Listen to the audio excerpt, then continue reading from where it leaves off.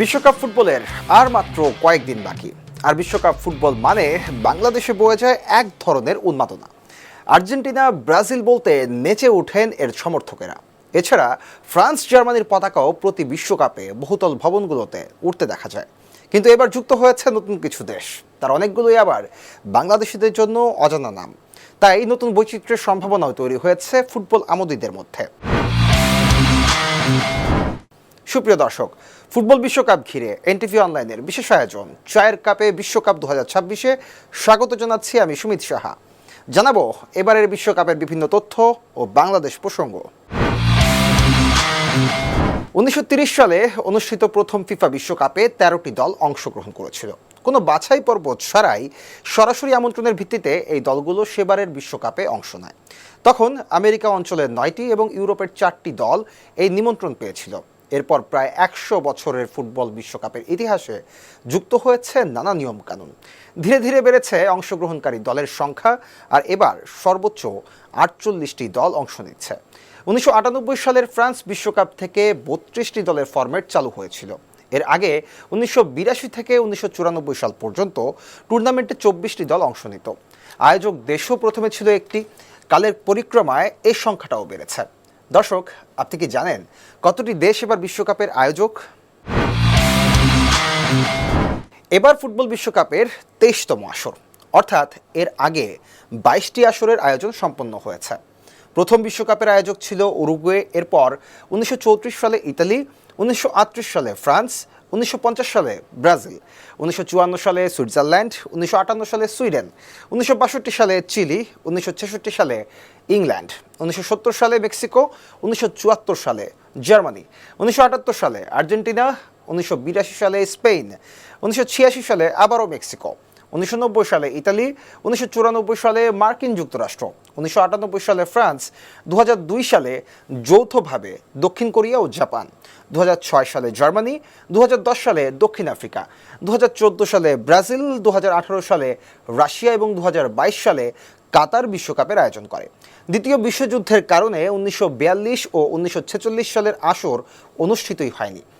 2026 সালের বিশ্বকাপ যৌথভাবে কানাডা, মার্কিন যুক্তরাষ্ট্র, মেক্সিকো, মোট এই 3টি দেশ আয়োজন করছে। বিশ্বকাপের মঞ্চে সব দলই সমান স্বপ্ন নিয়ে মাঠে নামে, কিন্তু বিশ্বকাপের সোনালী ট্রফি ওঠে কেবল একটি দলের হাতে। জয় পরাজয়ের এই ফিফা বিশ্বকাপের সবচেয়ে বড় সূচকগুলোর একটি ফিফা বিশ্ব র্যাঙ্কিং, আর এই র্যাঙ্কিংয়ের উপর ভর করে নানা প্রেডিকশন, বিতর্ক আর জয় পরাজয়ের হিসেব নিকেশ।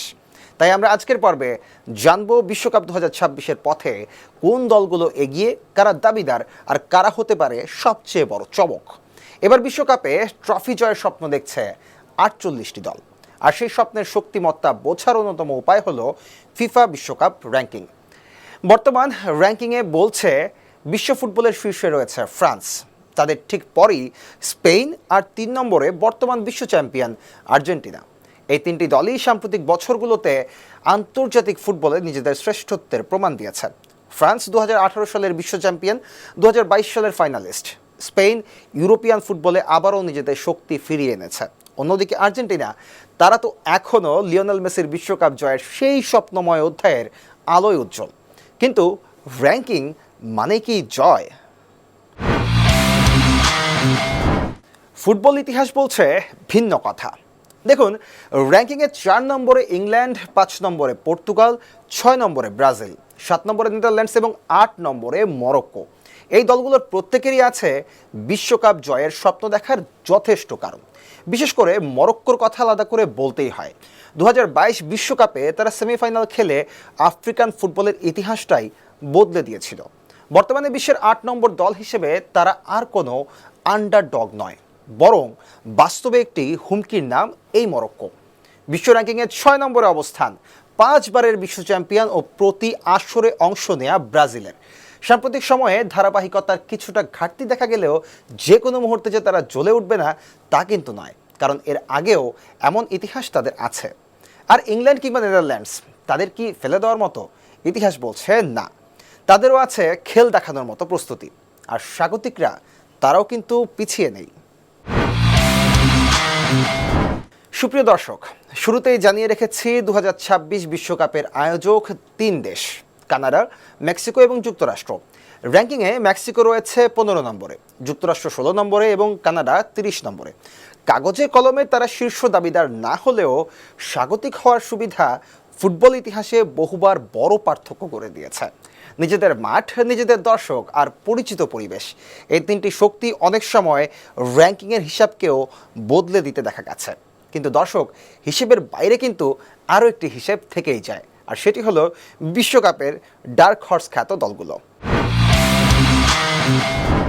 বিশ্বকাপে ডার্ক হর্স খ্যাত দলগুলোর মধ্যে সেনেগাল রয়েছে 14 নম্বরে, জাপান 18 নম্বরে, সুইজারল্যান্ড 19 নম্বরে, আর সবশেষ তুরস্ক রয়েছে 22 নম্বরে। এই দলগুলো হয়তো আলোচনার কেন্দ্রবিন্দুতে নেই, কিন্তু বড় টুর্নামেন্ট প্রতিপক্ষকে চমকে দেওয়ার সামর্থ্য তাদের রয়েছে। এদের মধ্যে অন্যতম হলো জাপান। সাম্প্রতিক বিশ্বকাপগুলোতে তারা প্রমাণ করেছে শৃঙ্খলা, গতি এবং কৌশলগত ফুটবল দিয়ে বড় বড় দলকে বিপদে ফেলা সম্ভব। তবে র্যাঙ্কিংয়ের শীর্ষে থাকা দলগুলো নাজেহাল করার লড়াইয়ে কিন্তু পিছিয়ে নেই সেনেগাল, সুইজারল্যান্ড আর তুরস্ক। আর তার উপর এবার যুক্ত হয়েছে নতুন আরও 4টি দল, যাদের ঘিরে দর্শকদের মধ্যে তৈরি হয়েছে বাড়তি আগ্রহ।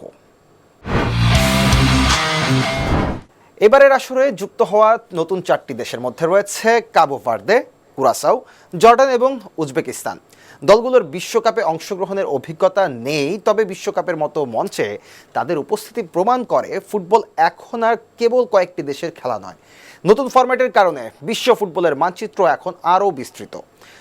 কিন্তু দর্শক, 90 মিনিটের এই খেলায় র্যাঙ্কিং দিয়ে ভাগ্য নির্ধারণ কি আসলেই সম্ভব? ইতিহাস সাক্ষী, বিশ্বকাপের গল্প কখনো শুধু র্যাঙ্কিং মেনে চলেনি। বিষয়টি একটু পরিষ্কার করে বলি।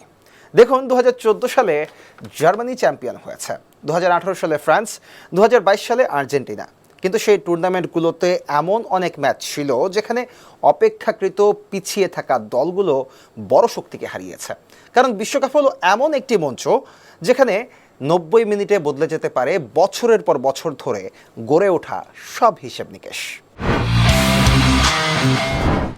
র্যাঙ্কিং হয়তো আমাদের বলে দেয় কারা এগিয়ে, কিন্তু বিশ্বকাপ বলে দেয় কারা ইতিহাস লিখতে পারে। ফ্রান্স, স্পেন, আর্জেন্টিনা নাকি ব্রাজিল, নাকি নতুন কোনো শক্তি লুফে নিবে সোনালি ট্রফি? 2026 সালের সবচেয়ে বড় প্রশ্নের উত্তরটা জানতে হলে আরও কিছুদিন অপেক্ষা করতে হবে। সুপ্রিয় দর্শক, বিশ্বকাপ মানে শুধু ট্রফির লড়াই নয়, বিশ্বকাপ মানে স্বপ্ন, আবেগ আর অপ্রত্যাশিতের এক মহাকাব্য। তাই ফুটবলের এই মহাযজ্ঞে শেষ বলে কোনো কথা নেই। আজ এ পর্যন্তই, দেখা হবে নতুন পর্বে ফুটবল বিশ্বকাপের নতুন কোনো আলোচনা নিয়ে। সে পর্যন্ত সবাই ভালো থাকুন, সুস্থ থাকুন আর উপভোগ করতে থাকুন এই ফুটবল উত্তাপ। শুভকামনা সবসময়।